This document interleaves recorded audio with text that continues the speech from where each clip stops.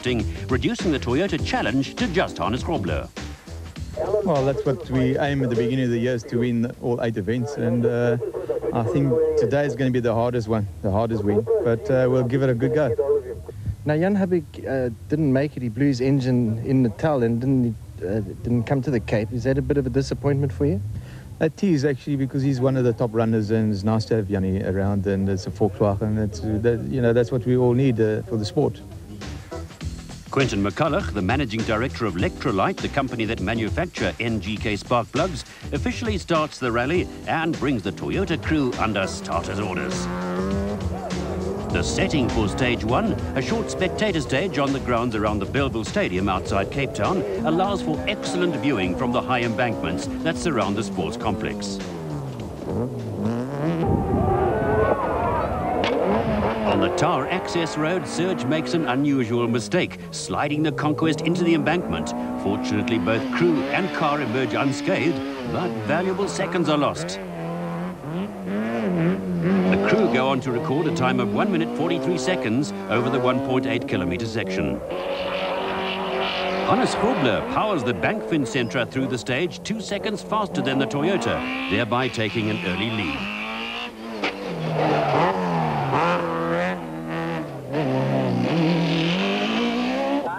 Filling the gap left by Jan Habig's absent Golf and leading the second phase of Class A cars are Enzo Kuhn and Johan Sielung in the Hyundai Accent four-wheel drive.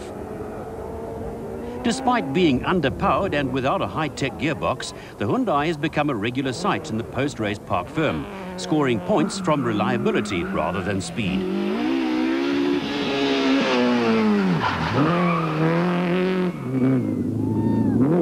Next into the stage is the local crew of Brady Dabner and Guy Hodgson in the Class A Bankfin Toyota. They take 1 second from the Hyundai and the Nissan of Nuno Cunha, but are 6 seconds slower than the leader, Hannes Grobler. Chart van der Walt and Cindy Harding lead the two-wheel drive brigade in their Class B Golf, now more confident with the car since their 5th place overall on the mountain trial. Last seen in the Sassel Rally, Peter Altersky and Alan Bissett in the Mr. Toyota 4x4 Conquest. From Belleville, it's to the more central venue of the Wingfield Naval Base in Goodwood for Stage 2.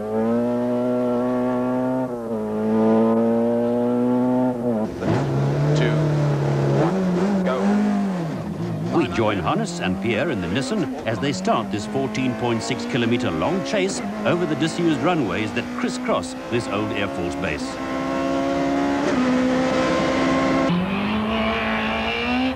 Hannes and Pierre attack the stage, keen to build on the slender lead they earned on Stage 1. The stage distance is made up of laps over the section, and the cars are fed into the stage in their sequence, leaving just seconds between them. Hannes is caught trying too hard and slides the Sentra on a patch of loose gravel, stalling the Sentra in the overgrowth.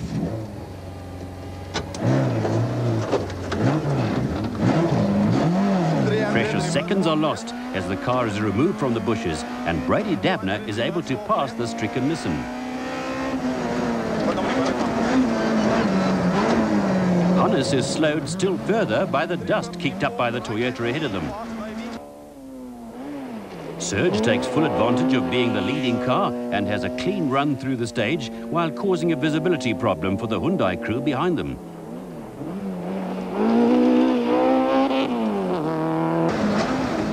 Hannes is able to pass Dabner and Hodgson when the Toyota slides wide. The damage has, however, been done, and Hannes and Pierre finish the stage 5 seconds off Damso's winning time of 8 minutes and 18 seconds.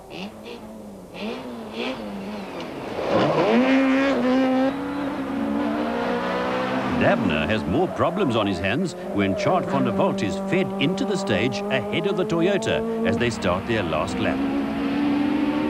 Keen to escape the Volkswagen's dust, Brady attempts a passing maneuver on the Golf.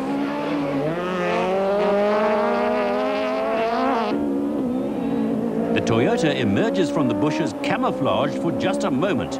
Damage to the car is mainly cosmetic, although a broken brake caliper sees the car finishing the stage without any brakes.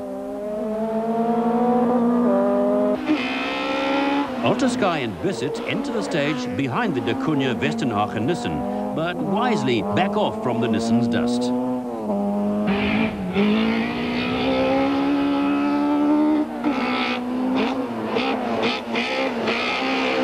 Further down the field, the various classes fight it out. Paolo Piazza Musso is the current Class B championship leader in his Uno Turbo. Terry Brand and Jeff Tyra suffer gearbox problems early on in the stage, crippling the crew's chances in their Class C Golf.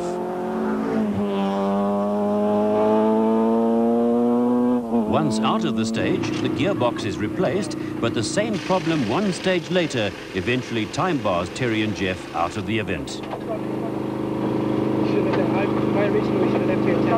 Very much still a part of the NGK Rally is Etienne Lawrence with Robert Paisley, who have achieved extremely good results over the season, often finishing up amongst the Class A survivors. This Class C crew are currently second in the championship, with a 9-point lead over Brady Dabner and Guy Hodgson. Tony Ball and Marty Olivier in their third outing with the newly developed Formula 2-based Class B car. Tinus Viljoen and Andre Vermeulen lead a keen pack of Class D cars both on this rally and on the championship log. After a short 10-kilometre stage near Durbanville, the rally finishes day one at the Killarney racetrack, where once again the cars are pitted one against the other as they are fed into the stage. After losing time on stage 2, Hannes was able to fight back on stage 3 and equal Serge's time of 5 minutes and 47 seconds. Going into stage 4, Serge and Vito hold a 3-second lead over the Nissan. Hannes pulls out all the stops. Serge loses time on the gravel section when caught in the dust behind Enzo Kuhn. The result is a 4-second deficit to Hannes as the cars break for the night. Third overall, despite all their problems, are Brady Dabner and Guy Hodgson, a full minute behind the two leading cars. 34 seconds behind Dabner, Nuno de Cunha in the 4th place overall, but just 14 seconds ahead of Enzo Kuhn. There are 17 retirements after the 4 stages as Hannes leads the field into the 2nd day. Now your strategy, 4 seconds isn't a lot with the likes of Serge around, but the rally really does begin now, doesn't it? That's right, yeah. And I think it's going to be a long day. We're going to put the pressure, or Serge is going to try and put the pressure on us, and we're going to try and handle the pressure and hope we can stay in front. On Killarney, unfortunately, we got caught behind Enzo on the dust and we lost a bit of time there. But I always knew it's going to be close, and I think that's the most important. If you get hold up a little bit, then you're going to just lose a bit of time. But today, I'm sure it'll be different. Under grey skies and in much cooler conditions, Hannes starts stage 5.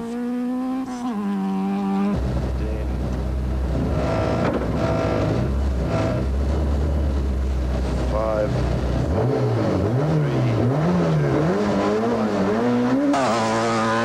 2, 1. 2 minutes later, the Works Toyota crew power the Conquest into the stage, intent on winning back the 4 seconds that separate them on the scoreboard. Unfortunately for the spectators, the NGK Sparkplug Rally has become just a 2-team race. T left and T right through gate. And T right through gate. Now there's the gate. Jump. 50 meters. There's the jump. Jump. Jump. 90 right. Jump. Caution. Jump down. Caution. Once into the countryside, the crews soon find themselves in the rough stuff, and the conditions start testing the cars. Serge takes the lead back from Hannes on the stage, beating the Nissan crew by 17 seconds over the 15 kilometers. 50 over railway line. Walk tight right.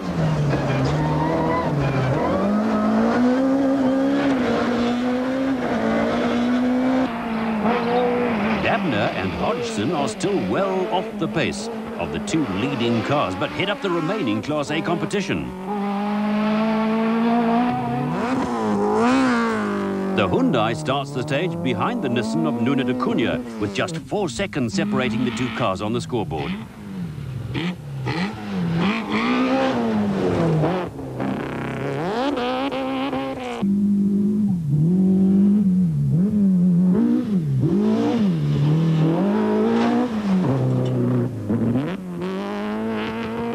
Chart van der Walt and Cindy Harding do well on stage 5, but are later sidelined in stage 6 with a burst seal in the master cylinder of the Golf's clutch.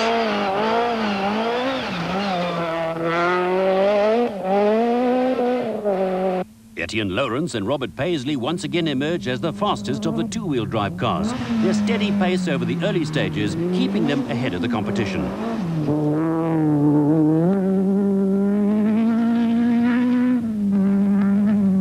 Paolo Piazzamusso and Nick Haddon take the Class B lead with the retirement of Chart van der Walt's Golf.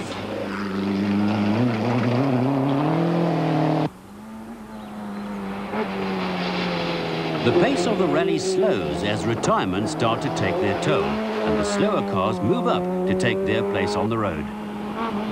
Also moving up the scoreboard are Keith Coleman and Uwe Koch, now in the top 10 after starting in 16th place.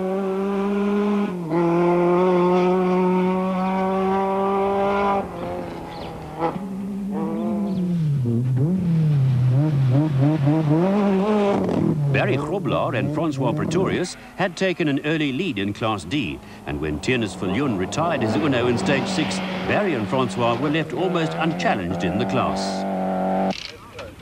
Surgeon Vito had lost 12 seconds to Hannes and Pierre in stage 6 due to a misfire with the Conquest after the river crossing.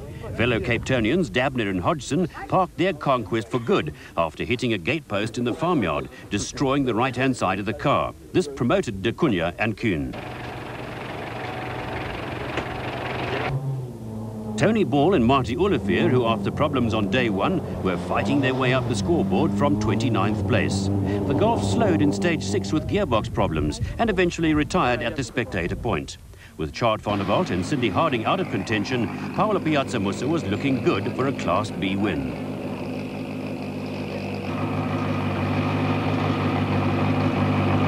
The Hyundai crew was still losing seconds per stage to Nuno de Cunha, but it moved up to 4th position thanks to Dabner's demise. In essence, the NGK Sparkplug Rally had become a two-car event, and all eyes were on Hannes and Serge as they won and lost seconds to each other on the stages. Hannes gave back 13 seconds to Serge on stage 7 and took back just 1 second from the Toyota on stage 8. Both crews were working hard, and their pace had pushed them a full 7 minutes ahead of the third-placed car. The Nissan and Toyota were taking a pounding. 10 seconds, stand by.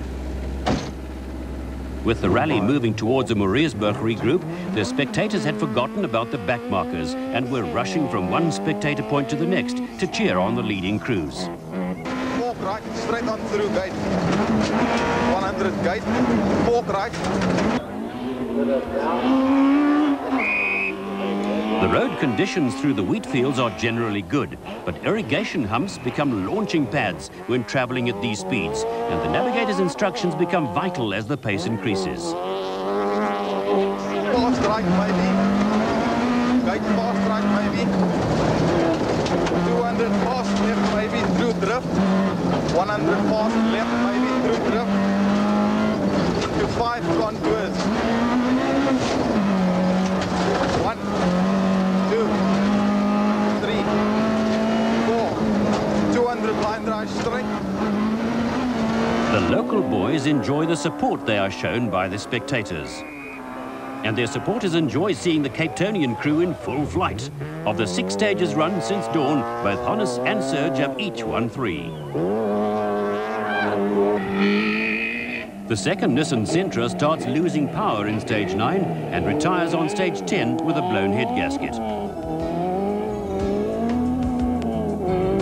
Enzo Kuhn and Johan Seeling reel in the stricken Nissan on their way to 3rd place before the midday regroup.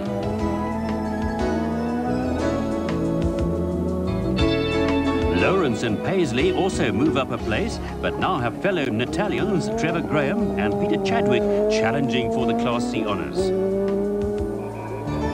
Sandwiched between the Class C battle on the road is the Uno of Piazzamusso and Haddon. Problems in stage 9 saw the Uno lose 30 seconds to the 2 Class C cars and cost Paolo and Nick a place on the scoreboard. Graham and Chadwick move up to 5th place overall, but remain 2 minutes behind Lawrence and Paisley, unable to penetrate the gap. The Class B leaders are keeping good company among the Class B and C cars, with little competition from the remaining Class D crews.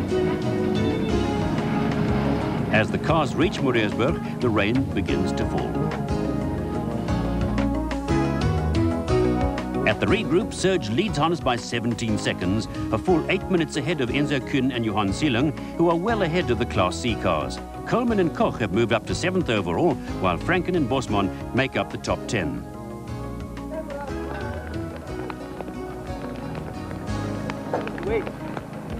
With the rain comes the important decision of which compound tyres to fit.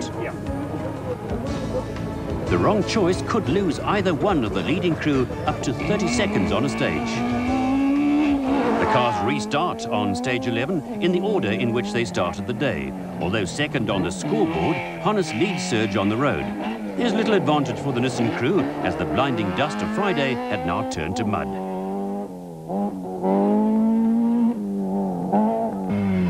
Serge and Vito get right down to business, winning the 12-kilometre stage in a time of 7 minutes and 16 seconds, 6 seconds faster than Hannes and Pierre.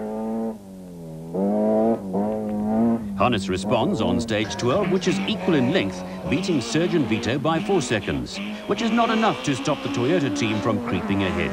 Neither crew can afford a mistake, and just a puncture on either one of the cars could change or end this two-car battle. 90 right. 90 right, through gate, and 90 right. Left. 400 straight on. On the Malmesbury street stage, the Nissan overshoots a tricky reverse bend, and the mistake costs Hannes and Pierre the rally. 3. The Conquest waits in the starting blocks. 90 left. As the Toyota takes to the streets of Malmesbury, the crowd responds to the spectacle.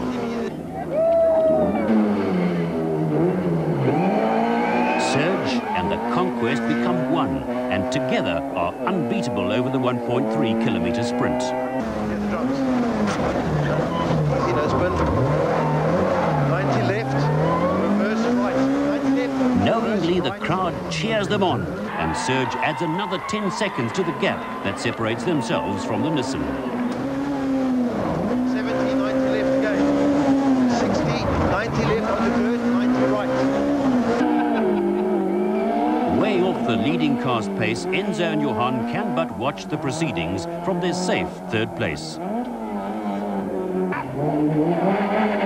Etienne Lawrence and Robert Paisley remain in control of Class C, and only mechanical failure could rob them of their 4th place overall.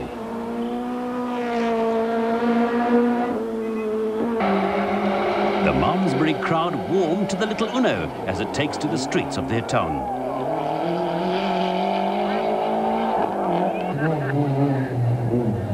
Keith Coleman and Uwe Koch soldier on, keeping their Class C Golf on the pace and out of trouble.